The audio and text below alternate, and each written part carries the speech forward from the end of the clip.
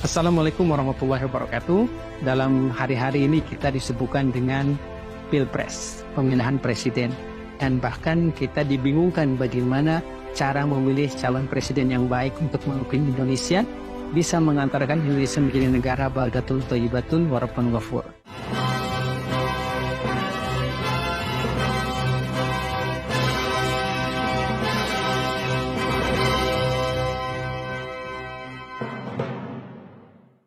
Bagi saudara kita yang muslim, itu sangat mudah sekali. Kita mencontoh bagaimana kriteria yang dimiliki oleh baginda Rasulullah SAW, kemudian Rasul mewariskannya kepada kita semua. Sifat-sifat Rasulullah SAW itu utamanya ada 4. Fatonah, tabligh, amanah, dan siddiq. Fatonah itu adalah cerdas. Artinya dia memiliki satu tingkat kecerdasan yang tinggi. Fatonah berarti menguasai data-data. Baik itu data-data pendidikan, kesehatan, demikian juga kesenjangan antara fakir dan miskin, demikian juga bagaimana data ibu yang hamil, yang stunting, menguasai ICOR, Incremental Capital Output Ratio, menguasai Gini Ratio, demikian juga kota-kota yang masih terbelakang di Indonesia, dan disparitas antara Jawa dan luar Jawa. Kemudian juga jika di hadapan kita ada seorang sarjana S1 dengan S2, kenapa tidak mengambil S2? Jika ada S2 dengan S3, kenapa ngambil S3? Jika ada yang hanya bisa berbicara bahasa Indonesia saja dengan yang bahasa Inggris, kenapa kita nggak ambil bahasa Indonesia dan bahasa Inggris? Kalau ada yang bisa Indonesia, Inggris, Arab, kenapa tidak memilih Indonesia, Inggris, Arab? Memang memiliki gelar akademis tidak selalu menjamin bahwa seseorang itu adalah cerdas. Tetapi minimum seseorang yang sudah kuliah di satu perguruan tinggi, dia sudah belajar satu disiplin keilmuan secara terstruktur. Sudah belajar secara tersistematis. Makanya ini akan membantu menjadikan dia seorang yang fatonah. Jika ada yang bisa tampil di forum-forum internasional, mengapa kita tidak memilih pemimpin yang bisa tampil dengan kecerdasan yang tinggi, dengan bahasa yang baik, dengan tutur kata yang baik? Alhamdulillah dengan segala kerendahan hati, setelah melakukan kajian yang cukup dalam dan cukup panjang, saya mencoba untuk menuliskan fatonah dalam satu buku, yaitu Fatonah, Professionalism, Quality, dan Competence. Ini ada sekitar 250 halaman, yang dimana ternyata jikalau kita dalami Fatonah itu, maka kita akan memiliki beberapa value yang berbentuknya. Di sana ada knowledge and learning, ada itqan and quality, strategic and tactful, ada musyawarah, ada time management, ada seorang yang selalu berevaluasi dan continuous improvement, serta dia tawakal kepada Allah Subhanahu wa taala. Itu cerdas, fatonah. Tabligh artinya balagha yubalighu tablighan. Artinya mengkomunikasikan dengan sesama. Tutur katanya baik, kemudian juga bahasanya teratur, kemudian juga sistematis. Nah, kemudian juga mampu berkomunikasi dengan semua kalangan. Itu yang dicontohkan oleh baginda Rasulullah SAW dengan anak yatim, dengan piatu, kemudian juga dengan orang tua, dengan nenek-nenek, semuanya disampaikan oleh baginda Rasulullah SAW dengan baik. Nah, kita mencari pemimpin yang tutur katanya baik, yang menjelaskan masalah yang pelik tentang kebangsaan dengan baik. Karena apa?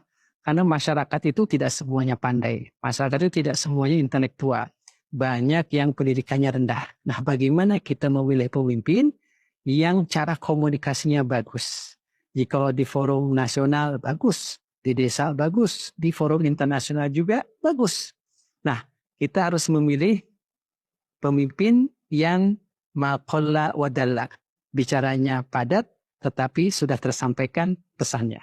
Setelah melakukan kajian yang lebih dari 1 tahun, saya mencoba untuk menuangkan konsep tabligh menjadi satu buku yang tebalnya hampir sekitar 300 halaman. Nah, dalam konsep tabligh Rasulullah SAW, ternyata itu ada visionary and communicative leadership. Jadi seorang pemimpin yang mampu melihat visi ke depan dan mampu mengkomunikasikannya. Di dalamnya ada clear vision. Di dalamnya ada share mission, effective communication, teamwork, motivating and inspiring, care and compassionate, serta leading with examples.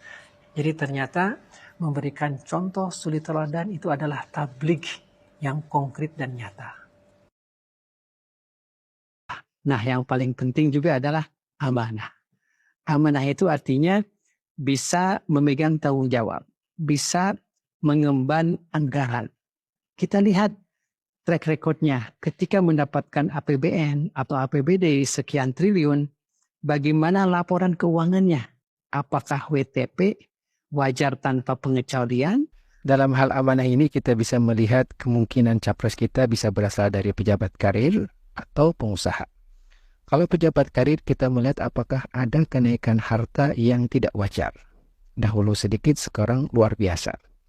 Atau kalau seandainya latar belakangnya ada pengusaha, apakah dia mempergunakan kekuasaannya untuk bisnisnya? Atau ada penambahan aset, proyek, atau lahan yang fantastis. Nah, seorang yang amanah pasti tidak akan mempergunakan keduanya ini. Dan seorang yang amanah pasti tidak akan mempergunakan kekuasaannya agar hartanya naik secara tidak wajar, kalau seandainya pejabat karir, atau ada kenaikan aset, harta, proyek, atau lahan yang fantastis, jikalau dia latar belakangnya adalah pengusaha. Kita tidak bisa cerita saya akan amanah, tetapi yang paling bagus adalah melihat bagaimana ke belakang tentang laporan keuangan ketika dia menjabat. Berbicara tentang amanah, ternyata ini adalah satu yang sangat luar biasa. Amanah itu ternyata dibangun atas trustability. Ada justice di sana, ada fulfilling commitment, ada transparency, ada independency, ada emotional and physical fitness, serta ada accountability dan responsibility. Saya mencoba menuangkannya dalam satu buku yang kurang lebih sekitar 200 halaman. Insya Allah kita membaca bagaimana contoh suri teladan amanah dari Rasulullah Sallallahu Alaihi Wasallam. Dan yang terakhir adalah siddiq. Nah, siddiq ini adalah integritas. Integritas, kemudian juga siddiq berarti kejujuran. Siddiq berarti apa adanya. Nah, yang paling mudah, siddiq ini adalah bagaimana cerminan kepribadian, cerminan intelektualitas, dan cerminan spiritualitasnya. Bagaimana juga keturunannya, karena kita ingin tahu apakah dia ini person of trust atau tidak. Untuk saudara-saudara kita dari Muhammadiyah, melihat dan memilih calon pemimpin sangat mudah sekali. Bagaimana kita melihat kejernihan tauhidnya, bebas dan jauh dari syirik, jauh dari bid'ah, jauh dari khurafat. Demikian juga dia memiliki semangat tajdid, semangat pembaruan, semangat perubahan. Karena itu adalah inti daripada semangat pembaruan Muhammadiyah. Untuk ikhwanana min Nahdlatul Ulama, kita harus memiliki pemimpin yang aswaja, artinya ahlus sunnah wal jamaah. Dia harus bisa memimpin sholawat. Karena apa? Karena dia muslim. Demikian juga kunutnya fasih, bisa memimpin istighosa sebagai manifestasi permintaan pertolongan kita kepada Allah Subhanahu wa taala, dekat dengan pesantren dan dekat dengan kultur NU. Makanya semakin dekat seorang calon pemimpin dengan kultur NU, berarti dia bisa lebih diterima di kalangan hadirin. Nah, bagi saudara-saudara kita yang umum, sesungguhnya memilih pemimpin itu mudah saja. Kita lihat bagaimana tauhidnya, bagaimana salatnya, rajin tidak, bagaimana bacaan Qur'annya, ikhfa, idgham, gunnah, bila gunnahnya, rapi enggak. Demikian juga sempat tidak dia pergi haji dan umroh. Kenapa? Haji dan umroh ini kelihatannya simple, tetapi seseorang yang tingkat takwanya rendah tidak akan mementingkan untuk berangkat haji dan umroh. Karena apa? Karena memakan waktu. Dan tentu saja kita bisa melihat sinar dari iman itu dalam akhlaknya. Bagaimana berinteraksi dengan orang lain, terlihat tutur katanya, budi baiknya, sopan santunnya. Dari situlah kita akan melihat calon pemimpin kita. Dan alhamdulillah setelah melakukan kajian yang cukup lama, saya mencoba menuangkan konsep tentang siddiq menjadi personal excellence. Siddiq ternyata dibentuk dari 7 komponen. Pertama, harus kuat tauhidnya, honest, jujur, peace of mind, orang yang tenang, orang yang tidak emosional. Demikian juga ada kesabaran di sana, ada kesyukuran di sana, dan dia harus halal oriented. Artinya Tidak bisa seorang itu menjadi sidik jikalau dia korupsi. Tidak bisa seorang itu menjadi sidik jikalau laporan keuangannya itu tidak jelas. Dan pastinya sidik juga ada istiqomah. Jadi sesungguhnya memilih pemimpin itu gampang. Kita terapkan aja sidik, amanah, fatonah, tabligh. Bagaimana kecerdasannya, bagaimana cara berkomunikasinya, bagaimana tingkat amanahnya, dan bagaimana tingkat integritasnya. Jadi kalau kita sudah bisa memilih, insya Allah kita akan memiliki pemimpin di 2024, pemimpin yang terbaik. Assalamualaikum warahmatullahi wabarakatuh.